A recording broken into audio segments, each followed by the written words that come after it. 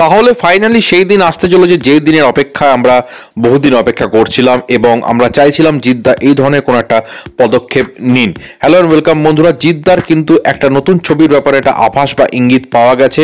জিদ্দা আপনারা জানেন যে সম্পূর্ণ মাস কমার্শিয়াল ছবির উপর বিশ্বাস করেন, যার অ্যাকশন একটা বড় অঙ্গ, এবং তিনি কিন্তু তার চেঙ্গিসের মাধ্যমে অল ইন্ডিয়া লেভেলে একটা ভালো সাফল্য পেয়েছেন।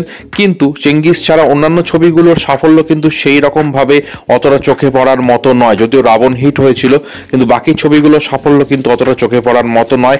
তাই তিনি কিন্তু এখন শোনা যাচ্ছে বেঙ্গল টকিজের সঙ্গে আলোচনায় বসেছেন তিনি, এবং প্রযোজক অতনু রায় চৌধুরী বহুবার আলোচনা করেছেন কিছু সিনেমার ব্যাপারে, এবং আশা করা যাচ্ছে যে তারা একটা ছবির ঘোষণা খুব শীঘ্রই দিতে পারেন। আপনারা জানেন অতনু রায় চৌধুরী এর আগে প্রধান, সাজবাতি, টনিক, প্রজাপতির মতো সুপারহিট এবং ব্লকবাস্টার ছবি উপহার দিয়েছেন, এবং তার সাথে অভিজিৎ সেনও কাজ করেন, এবং জিৎ অভিজিৎ সেনের জুটি দেখার জন্য কিন্তু আমরা যথেষ্ট এক্সাইটেড, এবং জিৎ অতনু রায় চৌধুরীর জুটি দেখার জন্য আমরা যথেষ্ট পরিমাণে এক্সাইটেড থাকবো। এই জুটিটা এলে কিন্তু জিতের ক্যারিয়ারে বিশাল একটা টার্ন অ্যারাউন্ড হবে বলে আমার মনে হয়। সবচেয়ে বড় কথা, জিতের কাছ থেকে আমরা ভালো ছবি একটা উপহার পাবো, কারণ অতনু রায় চৌধুরী কোনো আজে বাজে ছবি বানান না। তার ছবি মাস এবং ক্লাস সমস্ত দর্শকদেরই টানবে, এবং মাল্টিপ্লেক্সের অডিয়েন্স কিন্তু তার ছবি দেখার জন্য মুখিয়ে থাকে। সুতরাং জিৎ এবং অতনু রায় চৌধুরীর কোলাবোরেশন হলে কিন্তু দারুণ ব্যাপার হবে, বক্স অফিসেও ধামাকা হবে।